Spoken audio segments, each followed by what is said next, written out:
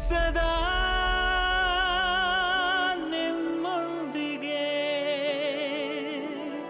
ಕನಸು ಅರಳಿ ನಿಜಕ್ಕೂ ನನಸಾಗುವ ಘಳಿಗೆ ಇರುವೆವು ನಾವು ಸದಾ ನಿಮ್ಮೊಂದಿಗೆ. ನಮಸ್ಕಾರ ಬಂಧುಗಳೇ.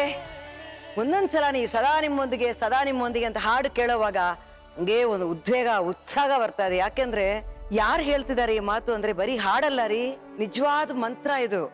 ಸದಾ ನಿಮ್ಮೊಂದಿಗೆ ನಾವಿದೀವಿ ಅಂತ ಒಬ್ಬೊಬ್ರಿಗೂ ನಾವು ಹೇಳೋವಾಗ ದೇವ್ರು ನಮ್ಗೆ ಎಷ್ಟೊಂದು ಬಲ ಕೊಟ್ಟಿದ್ದಾನೆ. ಈ ಇಡೀ ಕರ್ನಾಟಕದಿಂದ ಎಲ್ಲರೂ ಸಪೋರ್ಟ್ ಮಾಡ್ತಿದ್ದಾರೆ ನೆನ್ಸ್ಕೊಳ್ಳೋವಾಗ ತುಂಬಾ ಸಂತೋಷ ಆಗ್ತಾ ಇದೆ. ಒಬ್ಬರ ಹತ್ರ ಕೇಳಬೇಕು ಅನ್ಕೊಂಡಿದ್ದೆ, ಅವರೊಬ್ಬರು ಹೀರೋ, ಮದುವೆ ಆಗಿದೆ, ಎಲ್ಲ ಇದೆ. ನೀವು ಸಾಲ ತಗೊಂಡಿದ್ದೀರಾ, ಸಾಲ ಕೊಟ್ಟಿದ್ದೀರಾ, ಬಡ್ಡಿ ವ್ಯಾಪಾರ ಮಾಡ್ತೀರಾ? ಕೇಳಲೇಬೇಕಲ್ವಾ? ಕೇಳ್ತೀನ್ರಿ. ಶ್ರೀನಗರ ಕಿಟ್ಟಿ ಅವ್ರ ಹತ್ರ ಬಂದಿದ್ದಾರೆ, ಬನ್ನಿ.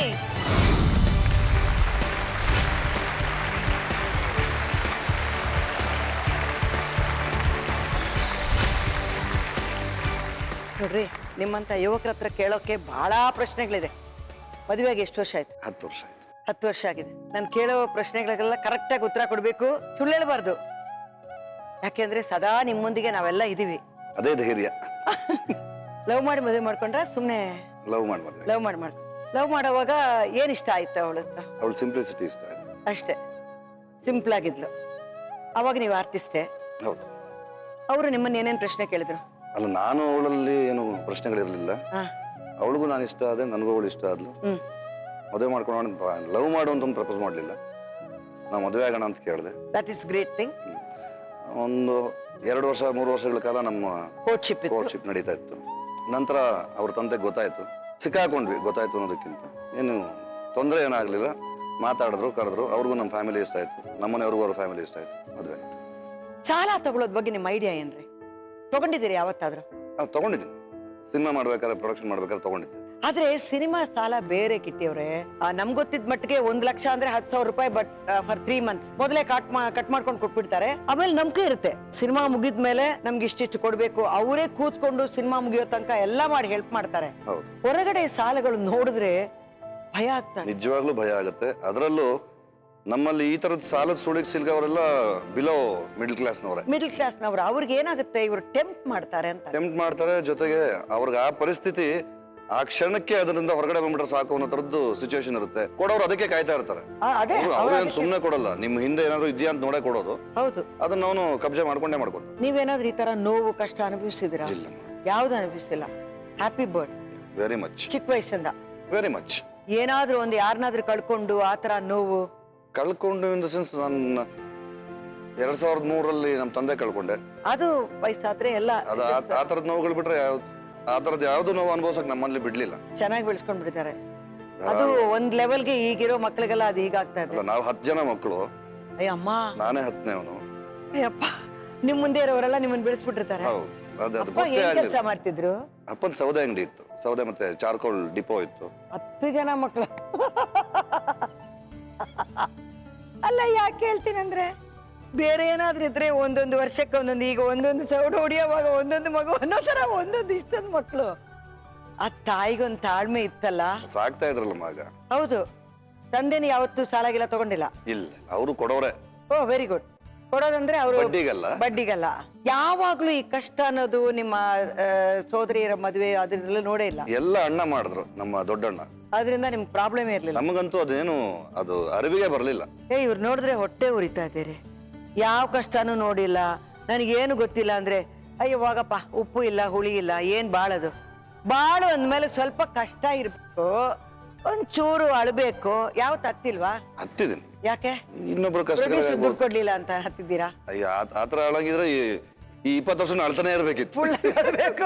ಚೆಕ್ ಬೌನ್ಸ್ ಆಯ್ತು ಅಂತ ಹತ್ತಿದ್ರ? ಆ ತರ ಎಲ್ಲ ನೋವಾಗುತ್ತೆ. ಕೆಲ್ಸ ಮಾಡಿ ಬಿಸಿಲು ನಿಂತು ಬಂದ ಮೇಲೆ ಚೆಕ್ ಪೊಚಕ್ಕಂತ ಮೊಗ್ಗು ಕುಡಿಯುತ್ತೆ. ಅನುಭವ ನಿಮಗ್ ಜಾಸ್ತಿ ಇದೆ ಅಂತ. ಆ ತರ. ಈಗ ಒಂದು ಮಗು ನಮ್ಮ ಹತ್ರ ಬರ್ತಾ ಇದೆ, ತುಂಬಾ ಚೆನ್ನಾಗಿ ಇಂಟರ್ನ್ಯಾಷನಲ್ ಲೆವೆಲ್ ಅಲ್ಲಿ ಯೋಗ ಕಲ್ತಿದೆ. ಆ ತಾಯಿ ತಂದೆಗೆ ಏನ್ ಬೇಕಾ, ಮಗುಗೆ ಏನ್ ಬೇಕು ಅಂತ ಸ್ವಲ್ಪ ಕೇಳ್ಬಿಡೋಣ. ಆಯ್ತು. ಗಾನಶ್ರೀ. ಆಸೆಯು ನಿಮ್ಮದಲ್ಲ, ಬದುಕಿನ ಬಯಕೆಯಲ್ಲ, ಮಂಜೂರು ಇಲ್ಲೇ ಎದುರಲೇ ಸೇರಿದ್ದೀವಿ. ನಿನಗೋಸ್ಕರ ಗಾನಶ್ರೀ, ತಾಯಿ ತಂದೆನ್ ಬಿಡು, ಏನಾಗಿರ್ಲಿ ಯಾವಾಗಲೂ ತಾಯಿ ಅಂದಮೇಲೆ ಅವಳಿಗೊಂದು ನೋವು ಇದ್ದೇ ಇರುತ್ತೆ, ಕಷ್ಟ ಇದ್ದೇ ಇರುತ್ತೆ. ನಿನಗೆ ಏನ್ ಬೇಕು, ಯಾತಕ್ ಬಂದೆ ನೀನು? ನನ್ನ ತಂದೆಗೊಂದು ಆಸೆ ಇತ್ತು, ನನ್ನ ಏನಾದ್ರೂ ಮಾಡಿ ದೊಡ್ಡ ಮಟ್ಟಕ್ಕೆ ಕರ್ಕೊಂಡೋಗಿ ಗಾನಶ್ರೀ ಅಂದ್ರೆ ಎಲ್ಲರಿಗೂ ಗೊತ್ತಾಗ್ಬೇಕು ಅನ್ನೋಂಗ್ ಮಾಡೋಂಗೆ. ನನ್ನ ತಂದೆ ಇಲ್ಲಿವರೆಗೂ ಮಾಡಿದ್ರು. ಈಗ್ಲೂ ಕರ್ನಾಟಕದಲ್ಲಿ ಯೋಗ ಪಟ್ಟು ಅಂದ್ರೆ ಗಾನಶ್ರೀ ಅಂತಾನು ಗುರ್ತಿಸ್ತಾರೆ. ಆದ್ರೆ ನನಗೆ ಏನ್ ಆಸೆ ಅಂದ್ರೆ ಭಾರತದಲ್ಲಿ ಯೋಗ ಪಟ್ಟು ಅಂದ್ರೆ ಗಾನಶ್ರೀ ಅಂತ ಹೇಳ್ಬೇಕು ಅಂತ ಆಸೆ ಇದೆ. ಆದ್ರೆ ನನ್ನ ತಂದೆ ಸುಮಾರು ದೇಶಗಳು ಕಳ್ಸಿದಾರೆ. ಈಗಾಗ್ಲೇ ವಿಯೆಟ್ನಾಂ, ಥೈಲ್ಯಾಂಡ್ ಅಲ್ಲೆಲ್ಲ ಹೋಗಿ ಚಿನ್ನದ ಪದಕ ಗೆದ್ಕೊಂಡ್ ಬಂದಿದ್ದೀನಿ. Very good. ಮೊನ್ನೆ ಚಪ್ಪಾಳೆ ಹೊಡೀರಿ ಮಗುಗೆ. ಮೊನ್ನೆ ಅರ್ಜೆಂಟೀನಾದಲ್ಲಿ ವರ್ಲ್ಡ್ ಚಾಂಪಿಯನ್ ಸಹ ಆಗಿದ್ದೀನಿ. ಎಕ್ಸಲೆಂಟ್ ಎಕ್ಸಲೆಂಟ್ ಪುಟ. I am so proud. Thank you. ನಿನ್ ಜೊತೆಲಿ ಈ ವೇದಿಕೆ ಹಂಚ್ಕೋತಾ ಇದೀವಿ. I am so proud. ಈ ಚಿಕ್ಕ ವಯಸ್ಸಿನಲ್ಲಿ ಇಷ್ಟು ಗೆದ್ದಿದ್ಯಾ ನೀನು. ಅಲ್ಲಿಗೆ ಹೋಗಕ್ಕೆಲ್ಲ ತುಂಬಾ ಹಣ ಬೇಕಾಗುತ್ತೆ. ಹೌದು. ನನ್ ತಂದೆ ಅರ್ಜೆಂಟೀನಾಗ್ ಹೋಗ್ಬೇಕಾದ್ರೆ 2.5 ಲಕ್ಷ ಕಟ್ಬೇಕು ಅಂತ ಹೇಳಿದ್ರು. ಟಿಕೆಟ್ ಎಲ್ಲ ನನ್ ತಂದೆ ಹತ್ರ ಹಣ ಇರ್ಲಿಲ್ಲ ಅವಾಗ. ಎಷ್ಟೋ ಸರಿ ಹೇಳ್ಕೊಂಡಿರ್ತಾರೆ, ಅಮ್ಮ ಹತ್ರ ಹೇಳ್ತಾ ಇರ್ತಾರೆ ಅವಳನ್ನೆಲ್ಲಾದ್ರೂ ಕಳಿಸ್ಬೇಕು, ಇನ್ನು ಹೊರಗಡೆ ದೇಶಕ್ಕೆ ಕಳ್ಸಿ ಅವಳನ್ನ ದೊಡ್ಡ ಮಟ್ಟಕ್ಕೆ ಕರ್ಕೊಂಡು ಹೋಗ್ಬೇಕು ಅಂತ. ಹಣ ಇಲ್ದಿದ್ದಾಗ ಎಲ್ಲೋ ಒಂದ್ ಕಡೆ ನನ್ ತಂದೆಗೂ ಬೇಜಾರಾಗ್ತಾ ಇರುತ್ತೆ, ನನ್ಗೂ ಅನ್ಸುತ್ತೆ ನಾನು ಅಲ್ಲಿ ಹೋಗಿದ್ರೆ ಎಲ್ಲೋ ಒಂದ್ ಕಡೆ ಚಿನ್ನದ ಪದಕಗಳು ತರ್ತಾ ಇದ್ನೇನೋ, ಇನ್ನೂ ಸಾಧನೆ ಮಾಡ್ತಾ ಇದ್ನೇನೋ ಅಂತ. ಸೊ ನನ್ನಿಂದ ಸಾಲ ಮಾಡ್ಕೊಂಡಿದಾರಲ್ಲ ಅಂತ ಬೇಜಾರ. ಏನ್ ಕನಸುಗಳಿದೆ ಯೋಗ ಬಿಟ್ಟು? IAS ಆಗ್ಬೇಕು ಅಂತ. ನಿನಗೋಸ್ಕರ ಅಲ್ಲಿ ಕಿಟ್ಟಿ ಅಣ್ಣ ಬಂದಿದ್ದಾರೆ. ಅಮ್ಮ ನೀವ್ ಈ ಕಡೆ ಬನ್ನಿ, ನೀನ್ ಆ ಕಡೆ ಕೂತ್ಕೊಂಡು ಅವ್ರ ಹತ್ರ ಹೇಳು ಏನು ಅಂತ, ನಿನಗೇನು ಅಂತ. ಯೋಗ ಮಾಡೋ ಹುಡುಗಿ ಯಾಕೆ ಭಕ್ತಿಯ ನೀನು? ಸ್ಟ್ರೈಟ್ ಇರು. ಫುಲ್ ಯೋಗ ಎಷ್ಟು ವರ್ಷದಿಂದ ಕಲಿತಾ ಇದೀಯ? ನಾನ್ 2 ವರ್ಷ ಇದ್ದಾಗಿಂದ ಕಲಿತಾ ಇದ್ದೆ. ಅಯ್ಯ ಅಮ್ಮ, ಇಷ್ಟೇ ಮಗುವಾಗಿರೋದ್ರಿಂದ ಇದು ಯೋಗ ಮಾಡ್ತಾ ಇದೆ. ವಿಟಿ ನೋಡ್ಬಿಡೋಣ, ಆಮೇಲೆ ಮಾತಾಡೋಣ. Please VT please.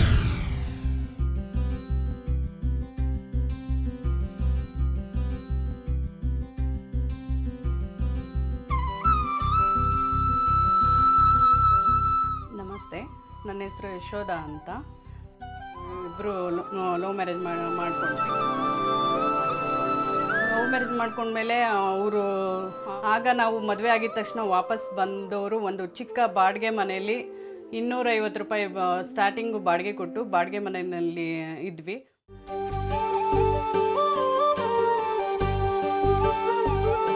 ಎರಡು 2003 ಮಗಳು ಹುಟ್ಟಿದ್ದಂಥದ್ದು. ಮತ್ತು ಮಗ ದೊಡ್ಡವನು, ಅವನು ವರುಣ್ ಗೌಡ ಅಂತ ಹೇಳ್ಬಿಟ್ಟು ಮಗ. ಗಾನಶ್ರೀ ಮಗಳು ಎರಡನೇದು. ಅವಳು ನಾವು ಏನಾದರೂ ಸಾಧನೆ ಮಾಡಿಸ್ಬೇಕು ಅಂತೇಳಿ ಆಸೆ ಇತ್ತು. ನಾನು ಯೋಗ ಸಂಸ್ಥೆಗೆ ಫೋಟೋ ತೆಗಿತಾ ಇದ್ದೆ, ತೆಗೆಯೋದು ಎಲ್ಲ ಮಾಡ್ತಿದ್ದೆ. ಆವಾಗ ಅವ್ರ ಮಕ್ಕಳೆಲ್ಲ ಸಾಧನೆ ಮಾಡೋದು ನೋಡಿ ನಮ್ಮ ಮಕ್ಕಳು ಏನಾದರೂ ಅಚೀವ್ ಮಾಡಿಸ್ಬೇಕು ಅಂತ ಆಸೆ ಇತ್ತು.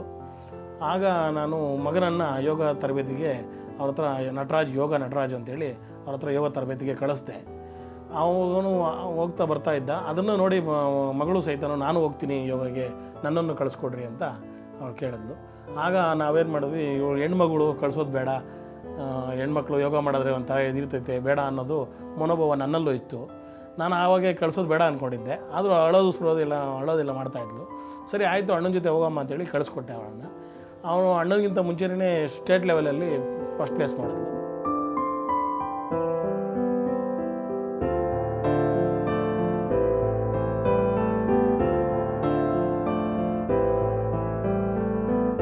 ನ್ಯಾಷನಲ್ಸು, ಇಂಟರ್ನ್ಯಾಷನಲ್ಸು, ಹಾಗೆ ಈಗ ಫೆಡ್ರೇಷನ್ನಿಂದ ಕಳಿಸಿದ್ರೆ ನಾವೇ ಎಲ್ಲ ಖರ್ಚು ಮಾಡಬೇಕು. ಅವ್ರು ಹೋಗಿ ಬರೋದಕ್ಕೆ ಎಲ್ಲ ಅವ್ರು ಏನು ಹೇಳ್ತಾರೋ, ಅವ್ರು ಯಾವ ಟೈಮಿಗೆ ಎಷ್ಟು ದುಡ್ಡು ಕಟ್ಟಬೇಕು ಅಂತ ಹೇಳ್ತಾರೋ ಅಷ್ಟು ದುಡ್ಡು ಕಟ್ಟಬೇಕು, ಇದು ಮಾಡಬೇಕು. ಅವಳು ಇದು ನೋಡಿ ಅವ್ರ ಗುರುಗಳು ಇಲ್ಲ, ನೀವು ಅವಳನ್ನ ಮುಂದುವರಿಸ್ರಿ, ನೀವು ಅವಳು ಚೆನ್ನಾಗಿ ಇದು ಮಾಡ್ತಾಳೆ ಅಂತೇಳಿ. ಆವಾಗ ನಾವೇನು ಮಾಡಿದ್ವಿ, ಇಬ್ಬರನ್ನೂ ಕಳಿಸೋ ಶಕ್ತಿ, ಮೊದಲೇ ಮಗನ ಕಳಿಸ್ಬಿಟ್ಟಿದ್ವಿ, ಇಬ್ಬರನ್ನೂ ಕಳಿಸೋ ಶಕ್ತಿ ಇರಲಿಲ್ಲ. ಸ್ವಲ್ಪ ಮಗನ ಕಡಿಮೆ ಮಾಡ್ತಾ ಬಂದ್ವಿ. ಅವಳಿಗೂ ಸ್ವಲ್ಪ ಪ್ರೋತ್ಸಾಹ ಜಾಸ್ತಿ ಕೊಟ್ವಿ. ಫಸ್ಟ್ ಟೈಮ್ ಇಂಟರ್ನ್ಯಾಷನಲ್ಸ್ ಅಟೆಂಡ್ ಮಾಡಬೇಕಾದ್ರೆ ನಮಗೆ ಅಲ್ಲಿ DDನೇ 55,000 ಕಟ್ಟಬೇಕಾಗಿತ್ತು. ಅವ್ರು ಫಸ್ಟ್ ಟೈಮ್ ಅಟೆಂಡ್ ಮಾಡಿದಾಗ ಅವರು ಗುರುಗಳು ಆದಂಥವರು ನಮಗೆ 25,000 ಕೊಟ್ಟು ಹೆಲ್ಪ್ ಮಾಡಿದ್ರು. ಇನ್ನು ಮಿಕ್ಕಿದ್ದು ನೀವು ಹಾಕಿ ಕಳಿಸಿ, ಯಾಕಂದರೆ ಅವಳು ಚೆನ್ನಾಗಿ ಇದು ಮಾಡ್ತಾಳೆ, ಮುಂದೆ ಅವಳು ಒಳ್ಳೆ ಪ್ಲೇಯರ್ ಆಗ್ತಾಳೆ ಅಂತೇಳಿ. ಆವಾಗ ಅವರು ಇನ್ನೂ ವಾಪಸ್ ಕೊಟ್ಟಿಲ್ಲ ನಾವು ಅವ್ರಿಗೆ 25,000. ಅವ್ರು ಫಸ್ಟ್ ಟೈಮ್ ಹೋದಾಗ ಕೊಟ್ಟಿದ್ದು ಅಂತ ದುಡ್ಡು ಇನ್ನೂ ಅವ್ರಿಗೆ ವಾಪಸ್ ಕೊಡಲಿಲ್ಲ ನಾವು.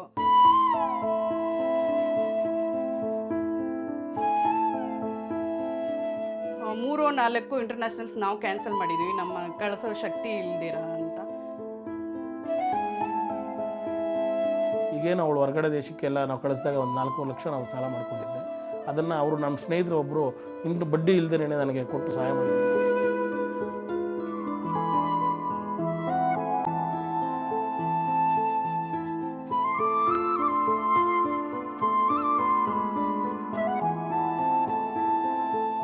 ನಾನು ಇವಾಗ ಮುಂದೆ ಇದೇ ಥರ ಯೋಗ ಪ್ರಾಕ್ಟೀಸ್ನ ಕಂಟಿನ್ಯೂ ಮಾಡ್ತಾನೆ ಇರ್ತೀನಿ. ಇನ್ನೂ ಮುಂತಾದ ಇಂಟರ್ನ್ಯಾಷನಲ್ಸು, ವರ್ಲ್ಡ್ ಲೆವೆಲ್, ನ್ಯಾಷನಲ್ಸ್ ಎಲ್ಲ ಪಾರ್ಟಿಸಿಪೇಟ್ ಮಾಡಬೇಕು ಅಂತ ತುಂಬ ಆಸೆ ಇದೆ. ಬಿಕಾಸ್ ಯೋಗದಲ್ಲಿ ಅಚೀವ್ಮೆಂಟ್ ಮಾಡೋರು ಕಡಿಮೆ, ಇನ್ನೂ ಅಚೀವ್ಮೆಂಟ್ ಜಾಸ್ತಿ ಮಾಡಿ ಯೋಗದಿಂದ ಈ ದೇಶಕ್ಕೆ, ಈ ನಾಡಿಗೆ ಏನಾದರೂ ಒಂದು ಕೊಡುಗೆ ಕೊಡಬೇಕು ಅನ್ನೋದು ನನ್ನ ಆಸೆ.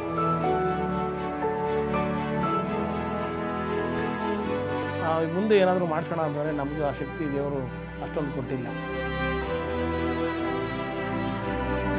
ನಾವು ಅವ್ರ ಎಜುಕೇಷನ್ ಬಗ್ಗೆ ನೋಡೋಕೆ ಹೋದರೆ ಅವ್ರನ್ನ ಯೋಗ ಕಡೆ ಕಳಿಸೋದಕ್ಕಾಗಲ್ಲ, ಯೋಗ ಬಗ್ಗೆ ನೋಡೋದಕ್ಕೆ ಹೋದರೆ ಅವ್ರನ್ನ ಎಜುಕೇಷನ್ ಕಳಿಸೋದಕ್ಕಾಗೋದಿಲ್ಲ.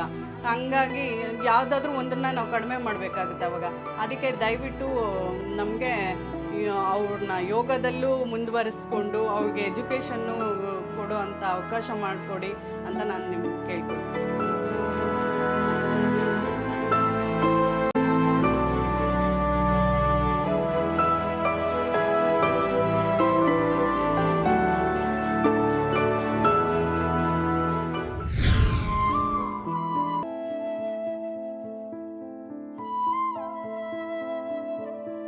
ಈ ಥರದ್ದೊಂದು ಮಹತ್ತರವಾದ ಸಾಧನೆ ಮಾಡಬೇಕಾದ್ರೆ ಸಾಲ ತಗೊಂಡವ್ರಿಗೂ ಏನು ಬೇಜಾರಾಗಲ್ಲ. ಅದನ್ನು ತೀರಿಸೋ ಟೈಮಲ್ಲಿ ಮಾತ್ರ ಕಷ್ಟ ಆಗುತ್ತೆ. ಆದರೆ ಅವ್ರ ತಂದೆ ಮಾಡಿರೋ ಸಾಲಕ್ಕೆ ಇವಳು ಮಾಡಿರೋ ಸಾಧನೆ ಅವ್ರಿಗೆ ತುಂಬ ಖುಷಿ ಕೊಟ್ಟಿರುತ್ತೆ. ಇನ್ನೊಂದು ಗುರುದಕ್ಷಿಣೆ ಕೊಡ್ತಾರೆ. ಗುರು ಈಗ ಶಿಷ್ಯನ್ಗೆ ಇವಳಿಗೆ ದಕ್ಷಿಣೆ ಕೊಟ್ಟಿದ್ದಾರೆ. ಅದೇ ನೀನ್ ಮಾಡಿರೋ ದೊಡ್ಡ ಸಾಧನೆ. ಇದಕ್ಕೆ ಒಂದು ಫೆಡರೇಷನ್ ಇದೆ, ಎಲ್ಲ ಇದೆ, ಆದ್ರೆ ನಾವ್ ಯಾರು ಸ್ಪಾನ್ಸರ್ ಅಲ್ಲ, ಮಾಡಲ್ಲ. ಇಷ್ಟರ ಮಟ್ಟದ ಸಾಧನೆ ಆ ಹೆಣ್ಮಗು ಮಾಡಿದಾಗ ಸರ್ಕಾರಕ್ಕೆ ಅಪ್ರೋಚ್ ಮಾಡ್ಬೋದು. ಯಾರನ್ನ? ನಮ್ಮ ಕ್ರೀಡಾ ಸಚಿವರನ್ನ ಹೌದಾ? 100% ಕೇಳ್ಕೋಬಹುದು. ಮತ್ತು ಇದಕ್ಕೆಲ್ಲ ಒಂದು ಪ್ರೊವಿಷನ್ ಇದ್ದೇ ಇರುತ್ತೆ. ಈಗ ನಿಮ್ ಕೆಲ್ಸದಿಂದ ನೀವು ಅಷ್ಟು ಸಂಪಾದನೆ ಮಾಡಕ್ ಆಗಲ್ವಾ? ಕನಿಷ್ಠ ಅಂತ ಹೇಳಿದ್ರೆ 6 ತಿಂಗಳು ಕೆಲಸ ಇರುತ್ತೆ, 6 ತಿಂಗಳು ಕೆಲಸ ಇರೋದಿಲ್ಲ. ಫೋಟೋಗ್ರಫಿ ಯಾಕೆಂದ್ರೆ ಅರ್ಧ ವರ್ಷದಲ್ಲಿ ಕೆಲಸ ಮಾಡಬೇಕು, ಇನ್ನು ಅರ್ಧ ವರ್ಷದಲ್ಲಿ ಅಧಿಕ ಮಾಸ, ಆಷಾಢ ಮಾಸ, ಈ ತರ ಧನುರ್ಮಾಸ, ಈ ತರ ಮಾಸಗಳು ಬಂದು ನಮ್ಗೆ ಕೆಲಸಗಳು ಇರೋದಿಲ್ಲ. ಅದು ಮದುವೆ ಸೀಸನ್ ಇಂದ, ಮದುವೆ ಸೀಸನ್ ಅಲ್ಲಿ ಮಾತ್ರ. ಬಟ್ ಯಾವ್ದು ನೀವು ಫೋಟೋ ಸ್ಟುಡಿಯೋ ಇಟ್ಕೊಂಡಿಲ್ಲ? ನನಗೆ ಈ ಫೋಟೋಗ್ರಫಿಯನ್ನ ಆಚೆ ಕಡೆ ಹೋಗಿ ಬೇರೆ ಹತ್ರ ಕೆಲಸಗಳು ತಗೊಂಡು ಅವ್ರದ್ದು ಕೆಲಸ ಮಾಡ್ಕೊಟ್ಟು ನನಗೆ ಯಾರಾದ್ರು ಕೆಲಸ ಕೊಟ್ಟರೆ ಮಾಡ್ಕೊಂಡು ಈ ತರ ಸ್ಟುಡಿಯೋಗಳೇನು ವರ್ಕ್ ಆಗ್ತಲ್ವಲ್ಲ, ಫೋಟೋ ಸ್ಟುಡಿಯೋ ಏನು ವರ್ಕ್ ಆಗ್ತಿಲ್ಲ. ಈಗ ಫ್ರೀಲಾನ್ಸ್ ಆಗಿ ತಗೊಂಡ್ಬಿಡ್ತಾ ಇದಾರೆ, ಎಲ್ಲ ಕಳಿಸ್ತಾ ಇದಾರೆ. ಹೌದು ಮೇಡಮ್, ಈಗೆಲ್ಲ ಮೊಬೈಲ್ ಅಲ್ಲೇ ತಗೊಂತಾರೆ. ಹಿಂದೆ ಎಲ್ಲ ಒಂದು ಸೈಟ್ ಫೋಟೋ ತೆಗೀರಿ ಅಂತ ಕರಿತಿದ್ರು, ಒಂದು ಇದು ತಕ್ಕೊಡ್ರಿ ಅಂತ ಕರಿತಾ ಇದ್ರು. ಯಾರು ನಮ್ಮನ್ನ ಫೋಟೋಗ್ರಫಿಯಲ್ಲಿ ಯಾರು ನಮ್ಮನ್ನ ಕರಿತಿಲ್ಲ. ಏನಂತೀರಾ ಕಿಟ್ಟಿ ಅವರೇ? ಹೌದೌದು, ನಿಜ. ನಿಮಗೆ ಮದುವೆಗಳು 6 ತಿಂಗಳು ನಡೀಬಹುದು, ಅಧಿಕ ಮಾಸ, ಶೂನ್ಯ ಮಾಸ ಅಂತೆಲ್ಲ ಅಂದ್ರೆ ಆ ಟೈಮಲ್ಲಿ ಬೇರೆ ಕೆಲಸಗಳು ನೋಡಿ, ಡೈಲಿ ಶೂಟಿಂಗ್ ಅಂತೂ ನಡೀತಾನೆ ಇರುತ್ತೆ, ಡೈಲಿ ಎಲ್ಲೋ ಒಂದು ಕೆಲಸ ನಡೀತಾನೆ ಇರುತ್ತೆ. ನಿಮ್ಗೆ ಸಿಕ್ಕಿರೋ ಅವಕಾಶನ ಸದುಪಯೋಗ ಪಡಿಸ್ಕೊಂಡು ಕೆಲಸ ಅಂತೂ ಮಾಡ್ತಾರೆ. ನಾನು ಅದನ್ನೇ ಮಾಡ್ತೀನಿ, ಬೇರೆ ಮಾಡಲ್ಲ ಅಂತ ಅಮ್ಮ ಹೇಳಿದಾಗೆ ಇಲ್ಲ ಇಲ್ಲ, ಆ ತರ ಅವಕಾಶಗಳು ಬಂದ್ರೆ ಖಂಡಿತವಾಗಿ ನಾನು ಆ ಕೆಲಸ ಮಾಡೋದಕ್ಕೆ ರೆಡಿ ಇದ್ದೇನೆ. ರಾತ್ರಿ ಹಗ್ಲು ಅಂತ ಏನು ನೋಡಲ್ಲ ಮ್ಯಾಮ್. ರಾತ್ರಿ ಎಷ್ಟೊತ್ತಾದ್ರೂ ಸರಿ ಅವ್ರ ಕೆಲಸ ಮುಗಿಸ್ಕೊಂಡೇ ಬರೋದ್ ಮನೆಗೆ. ಅಯ್ಯೋ, ಈ ಹೆಣ್ಮಕ್ಳಂತೂ ಮಾತ್ರ ತಂದೆಗೆ ಜಾಲ್ರ ಹೊಡಿತಾರೆ ನೋಡಿ. ನನ್ನಪ್ಪ ಶೃಂಗಾರಮ್ಮ, ನಮ್ಮಪ್ಪ ಅಂತ ಸುಮ್ಮನೆ ಬೈಯೋದು. ಎಷ್ಟು ಪ್ರೀತಿ ಮಾಡ್ತೀಯಮ್ಮ ನಿನ್ ತಂದೆ. ನೀನು ನಿಮ್ಮ ಮಗಳು ಹೆಂಗ್ರಿ? ಎಷ್ಟು ವಯಸ್ಸು ಅವಳಿಗೆ? ಅವಳಿಗೆ 8 ವರ್ಷ. ನಿಮ್ಗೂ ಜಾಲ್ರ ಅವಳು ಅಪ್ಪ ಅಂತ ಅಲ್ಲ? ಏನ್ ಮಾಡ್ತಿರೋ? 1 ರೂಪಾಯಿ ತಂದ್ರು 2 ರೂಪಾಯಿ ಏನ್ ಕೆಲಸ ಮಾಡಕ್ ಹೇಳಿದ್ರು ಮಾಡ್ತೀವಿ. ಅಯ್ಯೋ, ಯಾರ್ರಿ ಹೇಳ್ತಾರೆ ಈಗಿನ ಕಾಲದಲ್ಲಿ? ಇಂಥ ಆರ್ಟಿಸ್ಟ್ಗಳೆಲ್ಲ ಈ ಸ್ಟೇಜ್ ಮೇಲೆ ಬಂದು ನಿಮ್ಗೋಸ್ಕರ ಏನ್ ಬೇಕಾದ್ರೂ ಮಾಡ್ತೀನಿ ಅಂತಾರೆ. ಅದನ್ನ ತಗೊಳ್ಳಿ ನೀವು. ನಿಮ್ಗೆ ಆಗಿರೋ ಮಾತಿದು. ಏನ್ ಬೇಕಾದ್ರೂ ಮಾಡ್ತೀನಿ ಇವ್ರಿಗೋಸ್ಕರ ಅಂತ ಅವ್ರು ಹೇಳೋವಾಗ ನೀವು ಮಾಡಕ್ ಸಿದ್ಧವಾಗಿರ್ಬೇಕು. ನನ್ನ ತಮ್ಮಯ್ಯ, ನೀವು ಮಾಡ್ಲೇಬೇಕು. ನಾನು ಒಂದು ಹೆಣ್ಮಗು ತಂದೆ ಆಗಿ ಆ ಜವಾಬ್ದಾರಿಗಳಿದೆ. ನನಗೂ 4 ಜನ ಅಕ್ಕದಿರಿದ್ರು. ಹಾಗಾಗಿ ಟ್ರಾವೆಲ್, ಹೆಣ್ಮಕ್ಳ ಜೊತೆ ತುಂಬಾ ಟ್ರಾವೆಲ್ ಮಾಡಿರೋದ್ರಿಂದ ಹೆಣ್ಮಕ್ಳ ಕಷ್ಟ ಏನು ಅವ್ರಿಗೆ ಮತ್ತೆ ತುಂಬಾ ಒಳ್ಳೆ ಮಾತು ಹೇಳಿದ್ರು ಅವರು. ನನ್ನ ಮಗನ ಯೋಗಾಭ್ಯಾಸವನ್ನ ಕಟ್ ಮಾಡಿ ನನ್ನ ಮಗಳಿಗೆ ಕಾನ್ಸಂಟ್ರೇಷನ್ ಮಾಡಿದ್ವಿ ಅಂತ. ಅದು ಒಂದು ತುಂಬಾ ಒಳ್ಳೆ ಪಾಯಿಂಟ್ ಅಮ್ಮ. ಹೆಣ್ಮಕ್ಳು ಇವತ್ತು ಯಾವ ಮಟ್ಟದಲ್ಲಿ ಯಾರಿಗಿಂತ ಕಡಿಮೆ ಏನಿಲ್ಲ. ಹಂಗಂತ ಬೀಗೋದು ಬೇಡ. ಅವರ ಸಾಧನೆಗೆ ನೀವು ಇಂಬು ಕೊಟ್ಟು ಆ ಪ್ರೀತಿ ತೋರಿಸಿ ಅವಳು ಇನ್ನೂ ಎತ್ತರಕ್ಕೆ ಬೆಳಿಬೇಕು ಅಂತ ಆಸೆ ಪಡ್ತಾ ಇದ್ದೀರಲ್ಲ, ನಾವೆಲ್ಲ ಸದಾ ನಿಮ್ಮೊಂದಿಗಿರ್ತೀವಿ. ಕಿಟ್ಟಿ, ನಿಮ್ಮನ್ನ ನಂಬ್ಕೊಂಡಿದೀವಿ. ವಿಜಯೀ ಭವ ಅಂತ ಬನ್ನಿ, ಹೋಗಿ. ಎಸ್. ಬಯಕೆಯಲ್ಲ ಮಂಜೂರು ಇಲ್ಲೇ ಎದುರಲೇ. ಇಲ್ಲ, ನೀನೇ ಹೇಳು, ಅದೇ ಚಂದ. ಅಲ್ಲ ನನಗೆ ಇಲ್ಲ, ನೀನೇ ಹೇಳು, ನೀನೇ ಅಲ್ಲ ನಾನು ಹೇಗೆ ಹೇಳುದು ಗುರುಗಳೇ, ನೀವು ಮಿಠಾಯಿ ವ್ಯಾಪಾರ ಮಾಡೋದು ನೀವಲ್ವಾ? ಇಲ್ಲ, ತಪ್ಪಾಯ್ತು ಬಿಡು, ನಾನು ಬಂದಿದ್ದೆ ತಪ್ಪಾಯ್ತು. ಇವತ್ತು ಒಂದಿನ ವ್ಯಾಪಾರ ಮಾಡು. ಇನ್ನೊಂದು ನಾವೊಂದು ಡ್ರಾಮಾ ಕಂಪ್ನಿ ಸ್ಟಾರ್ಟ್ ಮಾಡುವ. ನೀನ್ ಮಾತಾಡಿದಷ್ಟು ಟೆಲಿಕಾಸ್ಟ್ ಮಾಡಲ್ಲ ಕಣೋ.